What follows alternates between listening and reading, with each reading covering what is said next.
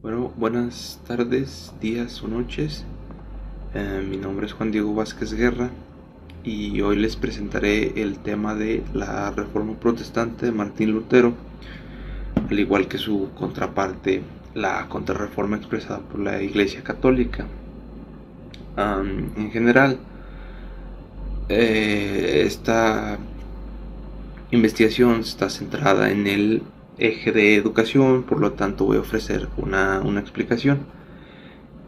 Como tal, mi propósito pues es expresar las ideas principales de lo que fue la reforma y cómo esta y tiene ese gran impacto y de igual forma las repercusiones que tiene. Posiblemente esta investigación pues no me gusta delimitar el conocimiento a un cierto nivel en específico, pero generalmente la podríamos dejar en un nivel de secundaria a preparatoria, que quizás es cuando ya se les presenta estos temas. Pues primeramente, ya entrando en tema, sabemos que la Reforma Protestante pues fue un movimiento que, como su nombre lo indica, es reformista y como tal va dirigido pues hacia la Iglesia Católica. En este momento expreso mi idea de que es importante no confundir que el objetivo que tenía Martín Lutero como tal no era expresar un ataque hacia la religión, un ataque directo hacia la religión o a los fundamentos de esta, sino porque mucha gente cae en ese error de decir que la reforma protestante era una cuestión de un ataque directo hacia lo que proponía la religión cristiana. En todo caso, pues no, sino que él va más a investigar en este sentido de que la estructura de la iglesia se está viendo afectada por las diferentes injusticias que se están generando en esta época. Es importante entender que para este momento la iglesia se encuentra corrompida, por llamarlo de alguna manera, y que hasta cierto punto ya no están siguiendo los estatutos impuestos por Dios, ¿sí? De modo que Martín Lutero, al darse cuenta de esto, expresa su movimiento a principios del siglo XVI. En este contexto, entonces, hay que recordar que pues se está saliendo de esta etapa de la Edad Media, etapa en la cual la iglesia tuvo su mayor apogeo y su mayor control, pues tanto político como social se podría decir, y que aún sigue estando presente, pero que este poder ahora se está utilizando de mala manera. De igual forma, hay que entender que para este momento la reforma no es un movimiento o un hecho que se da por pura casualidad, sino que ya se vienen gestando diferentes hechos o acciones que ya están haciendo que cambie el pensamiento de las masas, de modo que ya el control de la iglesia ya no viene a ser tan eficiente. Se puede llamar de que se podría decir que las personas ya están más despiertas, y uno de ellos expreso que es Martín Lutero, un hombre que quizás se llegue a concebir con un pensamiento más adelantado a su época y que lo usa para hacerle frente a estas injusticias. Como tal, no es solamente importante hacerle revisión al hecho, sino que quiero un poquito más allá y ver la importancia que tuvo en su momento, porque si no dudamos en que la reforma protestante es un hecho que se podría decir que marca cierto cambio, porque pues no, si te pones a pensar la religión cristiana en sí, la iglesia pues venía ostentando un poder político muy, bueno, no político sino un poder en general muy importante, y de repente llega esta reforma y trastoca todos los puntos que no, o sea, que la pone a pensar, en realidad pone a pensar si la iglesia en realidad es tan poderosa como dice ser. De igual forma, pues es importante checar las repercusiones que se tuvo, porque básicamente de aquí entendemos que surgen otros movimientos teológicos que se van dando de a poco y van modificando la Europa de aquel momento. Sí, y de cierta forma también es importante no verlo solamente como un movimiento puramente religioso, sino que llega a influir en otros aspectos, tanto sociales como culturales y hasta cierto punto económicos y educativos del momento. Y también es importante tener en cuenta que no es un hecho que solamente se estanca, tiene un estancamiento temporal en el siglo XVI, sino que va penetrando poco a poco los siglos posteriores hasta posiblemente estar presente en nuestra actualidad. Y de igual forma no existe un estancamiento territorial, ya que conforme pasa el tiempo va teniendo una mayor expansión, primeramente en Europa y posteriormente salta a América con las diferentes colonias que aquí se están imponiendo, y posteriormente evoluciona a las cuestiones de la actualidad, ¿no? Ahora sí, entrando en materia de la Reforma Protestante, primeramente vamos a señalar como un preámbulo o antecedentes de lo que se venía gestando, ¿no? De modo que es importante señalar que los reformistas exclusivamente no son gente exterior o extraña a la iglesia, sino que de cierta forma los reformistas parten de ese mismo seno de la iglesia, que se van dando cuenta de que ya no se están siguiendo los estatutos impuestos por aquel cristianismo primitivo, sino que ya estaba bastante corrompido, de modo que ya se había gestado mucho tiempo antes un sentimiento de querer ya una reforma, y desde cierto punto ya este sentimiento de reforma era necesario desde mucho tiempo atrás, ¿no?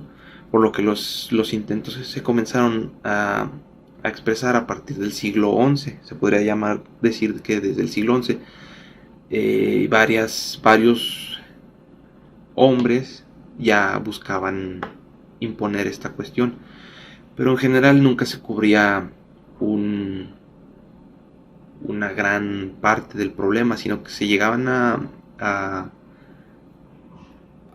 resolver ciertos puntos, pero nunca se llegaba a un punto de plenitud. O sea, no era algo completo. De modo que pues la ruptura de la iglesia pues ya ahora para este momento ya era muy clara. Sí, o sea, como digo, que se buscaba retomar aquel cristianismo primitivo, pero que ya para ese momento el cristianismo primitivo solo parecía ser una cuestión mítica o ideológica, pero que no era algo real. Y pues de modo que se hace la comparación de que así como en el Renacimiento muchos de los hombres retomaron el conocimiento clásico y antiguo, los religiosos tenían también que retomar estos conocimientos anteriores para volver a poder ostentar esa forma más pura de religión. Generalmente, en el periodo de siglos anteriores, la concepción tanto espiritual y política tuvieron ese constante choque dentro de la misma iglesia. Entendemos esto de que es un choque con ese poder temporal o terrenal, con el poder espiritual o divino, ¿sí? Por lo que con el tiempo la iglesia se hacía más por tener los privilegios que con el tiempo se llevaron a ostentar mayormente, y que con el tiempo prefirieron estos poderes temporales antes que los espirituales. Sí, se decía que ahora la iglesia parecía más una forma política con un conjunto de gobernantes que tenían a su disposición a los fieles súbditos. Y lo peor es que la situación se encrudecía más y más llegando hasta el momento en que la misma iglesia prohibió, o más bien censuró a cierta gente la, la, la, la, la oportunidad de leer las escrituras, ¿no? El conocimiento se prohibía, se prohibió la lectura y mucho menos se permitió que se llegara a generar alguna discusión en torno de estas. Esto estaba penadísimo, ¿sí? General, ya para este momento, pues la iglesia había generado un monopolio con las escrituras. El culto ahora acomodaba al sacerdote como esa pieza fundamental para asegurar aquella conexión entre el hombre y Dios. Se le otorgaba ese punto al sacerdote y obviamente ese poder que se le otorgaba le permitía ostentar muchos privilegios, ¿no? Y la gente, pues las masas aceptaban estas imposiciones porque pues no tenían de otra, ¿no? Como lo dijimos, se les restringió el conocimiento y obviamente pues el pueblo no tenía la oportunidad de orientarse por sí mismos, ni para poder oponerse al sacerdote. De allí que hasta cierto punto lo realizado por Lutero resulta tan trascendental e innovador, porque si bien antes ya se había expresado esa idea reformista, no se llegaba mucho más. Lutero es el que llega y expresa, va más allá de lo que se había realizado. De igual forma, en el sacerdote se encontraba implícita esa figura moral de un ejemplo a seguir, una imagen que para el pueblo resultaba normal y que era normal también que ese sacerdote pues ocupara un rango social alto. Sí, se veía normal que se le otorgaran los diezmos y que hasta cierto punto se le permitiera a él legislar el comportamiento. La iglesia construye en torno al sacerdote la figura del hombre a seguir y el pueblo la acepta. Pero el problema no es tanto que se le otorgue el alto poder al sacerdote, sino el mal uso que se le da a ese privilegio, y el pueblo pues tristemente lo aceptaba, ¿sí? Ya para en este punto creo que ya queda más que clara la ideología de los reformadores. Eran hombres que no buscaban separarse de la iglesia ni atentar en contra de la enseñanza de la iglesia, pero sí buscaban modificar la estructura y las funciones de esa iglesia. Según se decía que era una cuestión más inclinada por buscar la disciplina de aquellos hombres que ostentaban esos cargos religiosos. De hecho, se puede decir que muchos papas que ya intentaron buscar o expresar ideas reformistas fueron absorbidos por la política italiana, por lo que sus ideas reformistas no llegaron a tener un gran alcance o una notable trascendencia. Sí, pero muchos de estos, pues al ver esta cuestión, no dudan y toman cartas en el asunto. Y así es como se van vislumbrando los antecedentes reformistas, que si bien ya no son del siglo XI, ya se van viendo a partir del siglo XIV. ¿Sí? El primero de estos, pues se podría decir que fue John Wycliffe, un teólogo inglés que expresó ciertas ideas con las que los príncipes tenían el derecho de expropiar al propio clero. El príncipe también debía ser el mismo encargado de distribuir y administrar los bienes. ¿Sí? De hecho, él mismo reprobaba la mendicidad de los monjes, que no fueran, o sea, como que hasta cierto punto se creía que se aprovechaban de esa cuestión de ser mendigos para poder penetrar en el sentimiento del pueblo y hacer más creíble el espectáculo, ¿no? Y pues sus proposiciones parece que fueron las primeras que ejercieron una notable influencia, ¿sí? Ya para este momento Wycliffe ya le había prestado atención a las indulgencias, a las tan importantes indulgencias, que posteriormente con Lutero serán las que finalmente terminen por hacer que explote la reforma protestante. ¿Sí? Wycliffe criticaba que como a partir de estas la iglesia pretendía traficar con ellas, o sea, era algo inconcebible.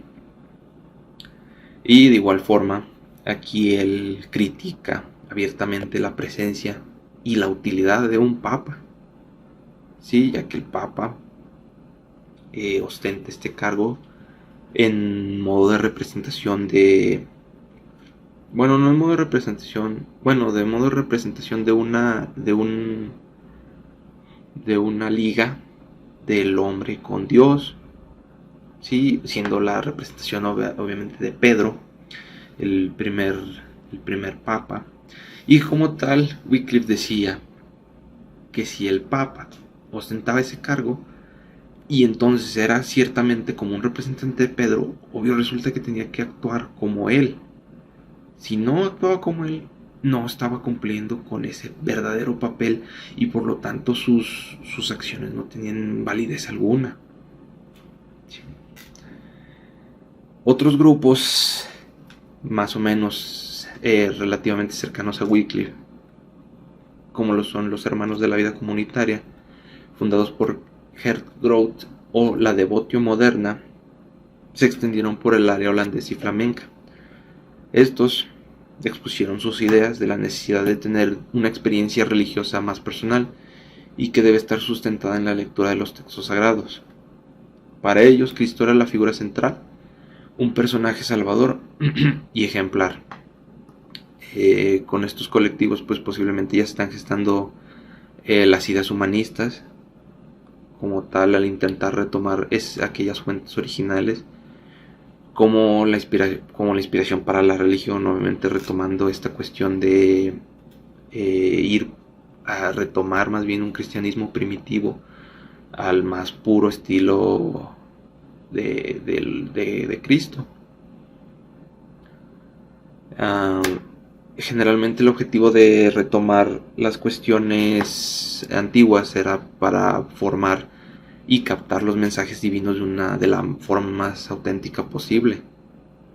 A la par de lo mencionado, también pues se encargarían de expresar ciertas críticas hacia las cuestiones inmediatas impuestas por la Iglesia, que vendrían siendo estas prácticas piadosas, las limosnas, las mismas indulgencias o los votos, ya que para ese momento pues todos estas acciones, según impuestas por la Iglesia, que se te decía que eran para conseguir ese camino a la salvación, pues para ellos eso no, obviamente no resultaba correcto. Esto no era el camino a la salvación, sino que más bien lo comparaban con lo impuesto por las Escrituras y con lo que verdaderamente se tenía que hacer. O sea que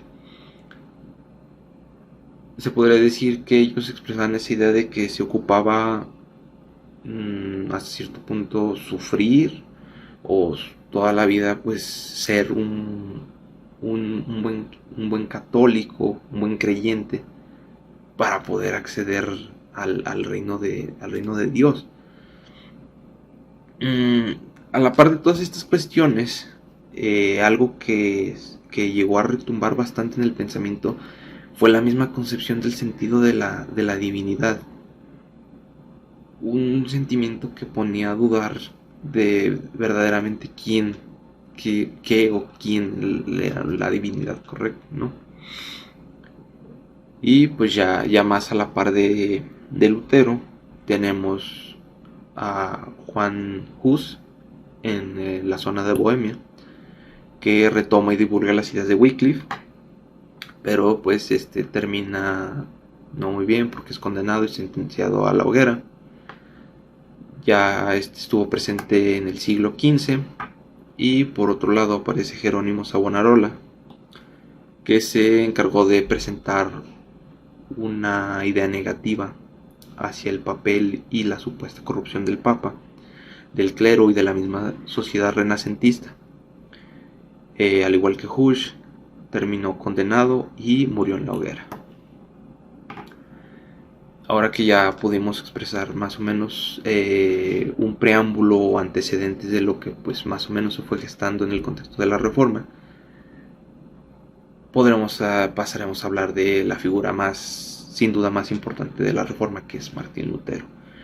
Lutero nace en una ciudad alemana en 1483. Es hijo de Hans Luther y Margarita Ziegler y proviene de una familia de agricultores. Es educado bajo un ambiente bastante estricto.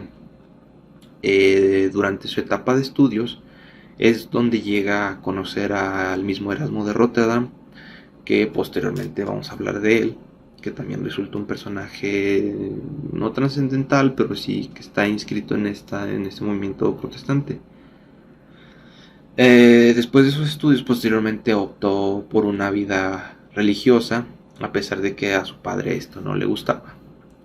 Resulta muy interesante el hecho de cómo es que Lutero ingresa o que promete dedicarse a la vida religiosa, ya que al ser sorprendido por una tempestad en el bosque y sobrevivir, es que promete tomar el hábito de ser monje. Primeramente ingresó a la orden de los agustinos y allí se les ordenado sacerdote, y tiempo después llegó a ostentar el cargo de doctor en teología. De igual forma es aquí cuando empieza a hacerse con aquella conciencia acerca de las lecciones de religión y se hace más consciente por un sentimiento reformista. En especial destaca lo propuesto por San Pablo. Otra cuestión que influye bastante es cuando tuvo la oportunidad de viajar a Roma y se topó una ciudad hundida en el libertinaje, y que le llega a sorprender esta cuestión de que hay tan poca seriedad y poca religiosidad, y que lo impactaría tanto que lo expresaría en sus tesis, en sus posteriores tesis. Como lo mencioné anteriormente, la disputa con las indulgencias es lo que lleva a introducirse, o lo que explota para que se introduzca en ese terreno de controversia y posiblemente pase a convertirse en el enemigo número uno de la iglesia de aquel momento. Lo propuesto por Lutero, como se dijo en la introducción, pues no hay que entenderlo como una casualidad, no. Él concebió una profunda fe y una gran inquietud religiosa, un pensamiento que lo lleva a investigar y descubrir los verdaderos propósitos que expresaría en su reforma, de un cristianismo, por llamarlo de alguna manera, puro. Sí, como ya se mencionó hasta el cansancio, que los reformistas no buscaban una división entre la iglesia. Y de hecho Lutero se encarga de dejarlo bien claro en varios de sus textos. ¿Sí? Muchas personas entienden que la figura de Lutero no es más como un enemigo, sino más bien como un redescubridor de la palabra de Dios y un reestructurador de la iglesia. Fue en 1517 cuando publicó sus 95 tesis de indulgencias. ¿Sí? Y cabe señalar que gracias a los estudios impartidos por él, se ganó una incondicional protección por el duque Federico de Sajonia. Ya con la publicación de sus 95 tesis, se hizo de bastantes seguidores que también comulgaron con su pensamiento. Pero así como hubo quien lo apoyó, pues también hubo quien lo aborreció.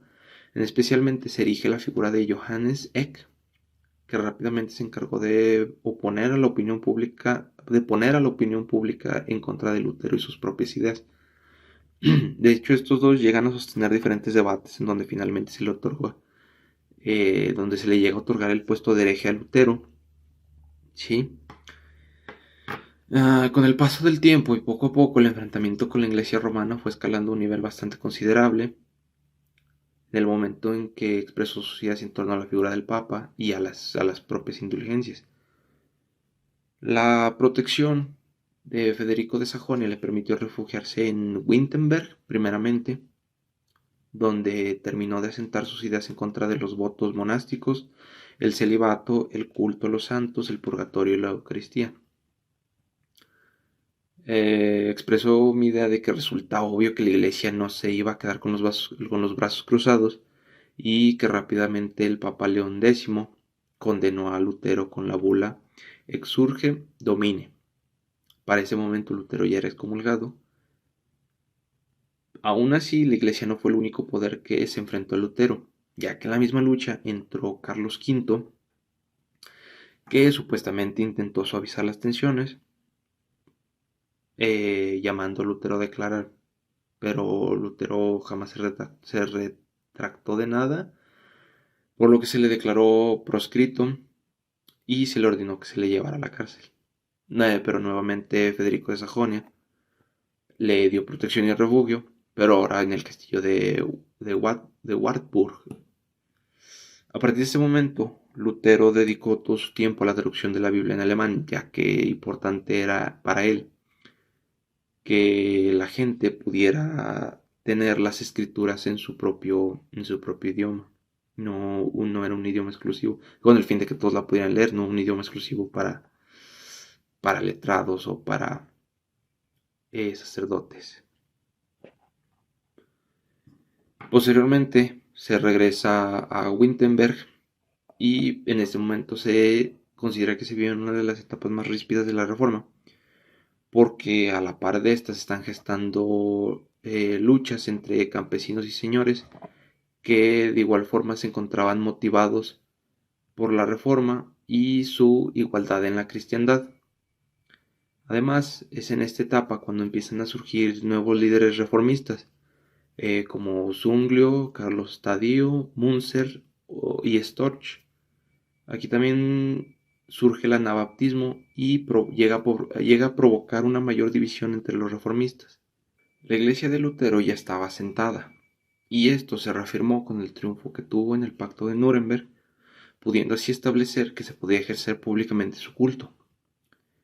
Los últimos años de la vida de Lutero fueron difíciles, ya que este estuvo enfrentado ya no solo contra la iglesia, sino ahora también contra algunos de sus propios seguidores. Aún así, antes de morir, tuvo la oportunidad de hacerle frente al Concilio de Trento, para finalmente morir en el año 1546 en Eisleben. Parecía ser que Lutero en este punto ya había triunfado, y de hecho no solo afectó en el terreno religioso, sino que la revolución luterana había provocado en los países de Europa, directo e indirectamente, repercusiones en la política, en lo social y en lo cultural. Expreso esta cuestión de que muchos pensarían que con la muerte de Lutero ya el protestantismo pues llegaría a su fin o no duraría mucho, pero de hecho pues otros tomarían el lugar de Lutero, y hasta cierto punto pues a partir de este se crecerían diferentes ramas en torno a otros movimientos religiosos con sus propias características, ¿sí? Pero pues de hecho ya como tal, ya estos ya tampoco iban a seguir una línea puramente a lo Lutero. Sí, pero ya poco a poco iban teniendo una apariencia diferente. Especialmente ya ahora sí se estaba sosteniendo un sentimiento anticlerical. Sí. Los nuevos líderes, unos de los que ya habíamos mencionado anteriormente, pues poco a poco iban teniendo mayor poder. Y pues parece ser que estos ya no querían seguir a alguien, sino que más bien ellos querían que se les siguiera a ellos. El primer ejemplo que podemos dar es el de Erasmo de Rotterdam, un humanista holandés, que de hecho, como lo dijimos, Lutero conoció en su etapa de estudios, y que en su culto expresó abiertamente críticas hacia las formas de culto supersticioso, y que se fue a centrar especialmente en el mensaje evangélico y en la filosofía de Cristo. Él y sus seguidores creían en la existencia de una simbiosis entre el humanismo y el cristianismo, llegando a considerar la cultura como un elemento vital. Se puede llegar a pensar que este culto llegaba y satisfacía las exigencias de la minoría culta, sí, ya que era una minoría que buscaba una mayor racionalidad. El segundo caso lo podemos encontrar con Ulrico Zwinglio, un reformador suizo que buscó junto con sus seguidores suprimir las prácticas supersticiosas. Él era un fiel partidario de que el hombre predisponía de virtud por sí mismo, y esta corriente ya para este punto se distanciaba bastante de lo propuesto tanto por Lutero como por Erasmo de Rotterdam. En el tercero de los casos, y quizás el más trascendental, a la par del propio Lutero, vamos a encontrar a Juan Calvino. Juan Calvino estuvo fuertemente influenciado por Martín Lutero, y Calvino proponía esta idea general de que la salvación se le daba a algunos y a otros se le era negada. De hecho, se podría decir que este fue uno de los que fue más allá, y además especialmente no estuvo solamente presente en el plano religioso, sino que también estuvo presente en el plano tanto económico, social, cultural y hasta cierto punto en el educativo. Calvino siguió firme, asegurando siempre la mejor difusión y éxito de su doctrina. De hecho, él hacia el año 1555 fue el que tomó el rumbo del protestantismo. ¿Sí? Aún así, pues no hay que dejar de lado tampoco el anglicanismo que surgió en Inglaterra, también influenciado por estas cuestiones, ¿sí? Que siguen esta misma línea de los cultos protestantes, y que se destaca especialmente porque fue apoyado por el rey Enrique VIII, que de hecho parte de esa idea de que él pues se quería divorciar, el papa se lo niega y pues se separa de la religión católica y se adhiere a este culto que obviamente sí permite el divorcio. Y además hay que no dejar de lado a las personas que pues simplemente no se inclinaban por ninguna creencia, simplemente seguían ellos su vida, ¿no? No les afectó esto, bueno, sí les afectó, pero no religiosamente hablando. Siguiendo con las cuestiones de la reforma, no hay que olvidar la respuesta que tuvo la iglesia, que fue la contrarreforma, ya que hasta este punto parece ser que no había realizado algún movimiento decisivo, sino que fue hasta 1545 cuando, a partir del Concilio de Trento, se desarrolla la llamada contrarreforma. Estas eran pues reformas expresadas por la propia iglesia y que constituían esa respuesta hacia los protestantes. Nuevamente aquí se refuta la posición ideológica que tenía la iglesia, expresan su validez de las buenas obras, el culto a la Virgen y a los santos, aseguraban la primacía al Papa, reafirmaban la jerarquía eclesiástica, la validez de los sacramentos, y además se aceptaba la Vulgata, que era la única y válida versión que se le podría dar a la Biblia. Se puede entender que el concilio fue una respuesta en contra de los errores protestantes, y para este momento puede ser que se considere que lo propuesto por Lutero parecía que había tenido o que había cumplido su objetivo, ya que la propia iglesia estaba expresando sus reformas en torno a estas cuestiones. Como anteriormente lo mencionamos, pues ya muchos personajes de la misma iglesia consideraban necesaria una reforma tanto estructural como disciplinaria. Pero a partir de esto pues vino a ser irreconciliable la relación entre la iglesia y el protestantismo, y obviamente pues fortaleció la base de la iglesia. Importante es destacar que a partir de la Contrarreforma surgen las diferentes órdenes monásticas, como lo fueron los carmelitas de Santa Teresa de Jesús y la Compañía de Jesús de San Ignacio de Loyola. Y a la par de esto también hubo un refortalecimiento de lo que fue la Inquisición. El concilio, al igual que la reforma, no fue algo que se gestó en un momento exacto, sino que tuvo un desarrollo. Para ser más exactos, fueron 3 etapas. Etapas en las cuales estuvo presente o a cargo un papa distinto. Parece ser que fueron alrededor de 18 años de acción, y como papas presentes estuvieron Pablo III, Julio III y Pío IV, que generalmente cubrieron alrededor de 25 sesiones. Ya para cerrar mi trabajo y el video, podemos concluir que pues sin duda alguna la reforma es un hecho trascendental de la etapa moderna de la historia de la humanidad. vuelvo a expresar mi idea de que las acciones de Lutero no fueron una casualidad y que hasta cierto punto, concordando con algunos autores, sí llegó a creer que las ideas de Lutero, en vez de afectar a la iglesia, la ayudaron más. Si bien, como se vio posteriormente a la reforma, llegó a tomar otros tintes y otras direcciones, ya eso fue otra cuestión que pues sí afectó más que ayudar. Importante también es destacar la trascendencia tanto temporal como territorial que tuvo. Como ya vimos, pues fue algo que no fue exclusivamente de Europa, ni que se quedó en el continente, sino que obviamente se llegó a extender por todo el continente, incluso saltó hacia el otro lado del mundo, como vendría a ser América. De igual forma es importante tener en cuenta que la reforma no solo impactó en el plano religioso, sino que también impactó en el plano social, cultural y económico, y hasta cierto punto en el educativo.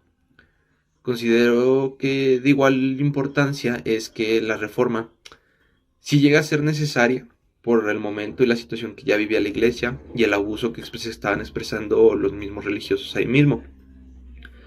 La corrupción que se vivía ya era bastante considerable y era una cuestión que estaba afectando a la sociedad. Obviamente, pues resulta que la respuesta de la iglesia pues, era obvia y no se iba a hacer esperar.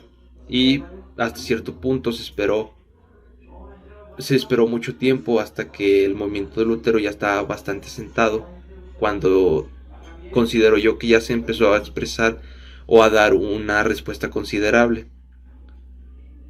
Pero pues como hemos visto, el problema fue poco a poco escalando. Y ya con esto cerraría. De igual forma, en la descripción voy a dejar el link para una pequeña actividad que es un crucigrama de 15 palabras que se puede resolver tomando como información el video. Muchas gracias por ver y eso sería todo.